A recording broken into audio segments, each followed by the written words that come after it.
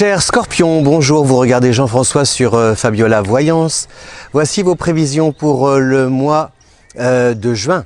Le mois de juin, on l'espère, ce mois de juin, plus dynamique, plus léger. En tout cas pour le Scorpion, c'est plutôt pas mal, ça se présente bien, puisque vous bénéficiez de la présence d'une planète dynamique, rapide, qui symbolise aussi la communication, qui pique votre curiosité, et qui s'appelle Mercure. Et Mercure séjourne pour un petit moment, comme l'an passé, en Cancer. Et le Cancer est un signe ami du Scorpion. C'est un signe d'eau, comme vous, premier signe d'eau, vous le deuxième. Donc c'est bénéfique parce que ça apporte à la fois de l'inspiration et de l'inspiration au contact des personnes qui vous sont chères, de l'inspiration dans un environnement dans lequel vous vous sentez bien. Ce qui veut dire qu'en fait, votre mission, c'est de trouver votre espace, ce cadre un peu bienveillant dans lequel vous pouvez libérer votre créativité et jouir aussi d'une autonomie en sachant que les personnes qui vous entourent, elles sont acquises, dévouées à votre cause, elles adhèrent à vos projets et si vous avez un souci, vous savez que vous pouvez vous tourner vers elles pour les solliciter et qu'elles vous aideront. C'est aussi une période intéressante pour lancer des projets en famille justement, avec votre conjoint, avec vos enfants, avec vos parents. Par exemple, si vous avez souffert du... mais j'entends... Ah, c'est étonnant, vous voyez ce qu'on entend? Je ne sais pas si on l'entend. Mais il y a une voiture au loin, mais surtout, il y a longtemps que je n'avais pas entendu un avion. Et je viens d'entendre un avion, voilà. Et c'est-à-dire que si par exemple vous avez un peu souffert de l'absence de vos parents, de vos proches à cause du confinement, et si jamais vous vous apprêtez juste à les retrouver, ces retrouvailles, elles vont avoir... ce n'est pas simplement une affaire de sentiments, d'émotions, de joie. C'est peut-être réfléchir à l'avenir et savoir si papa et maman peuvent rester là si loin de nous ou s'il ne faut pas peut-être qu'ils se rapprochent, envisager de vendre la maison et peut-être qu'ils prennent un appartement pas loin de nous ou à l'inverse si nous aussi nous rapprocher d'eux. Enfin, vous voyez, il y a des choses comme ça des questions que soulève Mercure. Et ce sont des questions qui, normalement, par la suite, vont permettre de lancer des projets et de prendre des décisions concrètes, vous voyez, sur le terrain, de transformer les choses, mais de manière positive et pour le bien de tous. Donc ça, c'est vraiment bénéfique, cette présence de Mercure en Cancer. Il y a aussi des signatures, des contrats, pareil, avec des personnes de confiance et qui croient en vous, en vos compétences, en vos qualités, qui reconnaissent vos qualités, ces personnes. Donc c'est chouette pour vous. Alors, Mercure va être rétrograde à partir du 19 juin.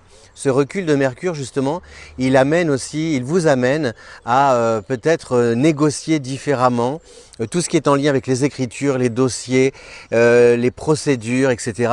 Peut-être que vous allez changer votre fusil d'épaule, vous y prendre autrement. Ça peut être par exemple dans le cadre d'une procédure, de dire moi je change d'avocat, d'écouter les conseils de l'entourage pour peut-être bifurquer et savoir aussi comment défendre vos intérêts. Donc tout ça, c'est surtout cette idée que vous prenez conscience de ce dont vous avez réellement envie et vous mettez tout en œuvre de manière officielle pour pouvoir justement donner corps à vos désirs et faire en sorte d'obtenir satisfaction par rapport à ce que vous souhaitez au plus profond de vous-même. Voilà.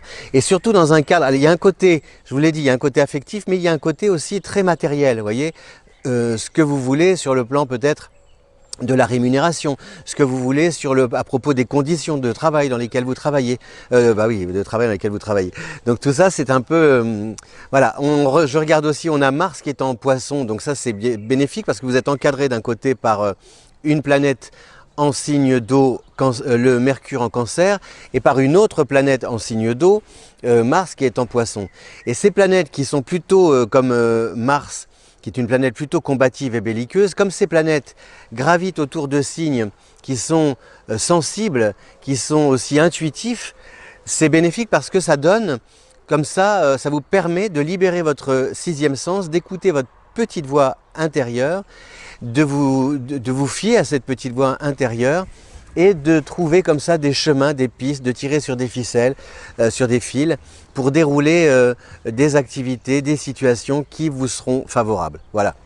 Donc ça c'est bien pour vous parce que je pense que cet épisode du coronavirus a déstabilisé beaucoup de...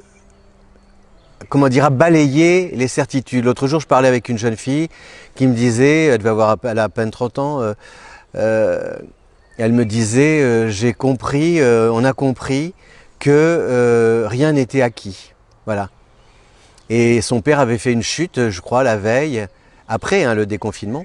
Il avait fait une chute et elle dit, on a cru qu'il allait, voilà, qu'il était arrivé quelque chose de grave. Bon, ce n'était pas grave, heureusement. Mais vous voyez, c'est symbolique parce que simplement, juste avant, elle me dit, on a compris avec ce confinement que tout pouvait basculer du jour au lendemain, que les acquis n'étaient pas acquis. Et après, elle me raconte cet épisode par rapport à son père. Et donc, vous voyez, quand vous reliez les deux, vous voyez un peu ce à quoi. Eh bien, c'est un peu, je pense,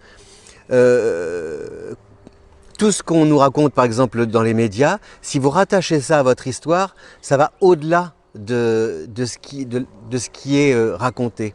C'est-à-dire, je prends un exemple, on nous dit les gens ont moins consommé, etc., la consommation, mais quelque part, parce que je pense que on s'est rendu compte qu'on avait, c'est ce que je vous disais l'autre fois, on a créé des faux besoins. Et donc je pense que dans un cas comme cette période, pendant cet épisode du confinement, quand on avait la chance, pour certains et pas pour tous, hélas, d'être vivant, d'avoir autour de soi des personnes vivantes, les personnes les plus chères au monde, vous voyez, les personnes qu'on aime le plus au monde, de pouvoir parler même à sa maman, à son papa, de la savoir ou le savoir en vie, si vous voulez, comment dire, si la cafetière, vous savez, le truc Georges Clooney ou Adèle tombe en panne, on s'en fiche, on prend l'autre cafetière. Et puis si l'autre cafetière, la vieille cafetière, elle tombe en panne, on s'en fiche, on met du café en poudre dans la casserole à la turque et puis on laisse couler, tomber le marc de café et on boit quand même un café. Je dis toujours, et c'est vrai, je l'ai peut-être dit dans d'autres vidéos, mais on nous a fait croire qu'on ne pouvait pas être heureux s'il n'y avait pas de fruits dans le yaourt. Voilà.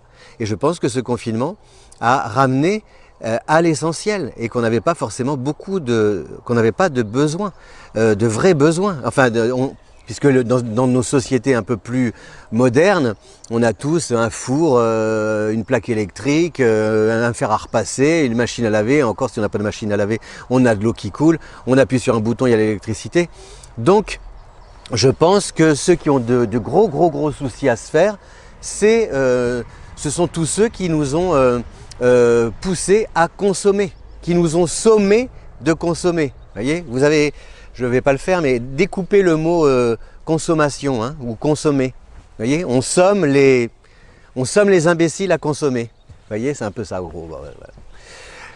Et donc voilà, par exemple, en 2 mots, je vais chercher mon panier de légumes depuis plusieurs mois, pas très loin, et la dame me disait, ils sont passés de 20 paniers de légumes à 120.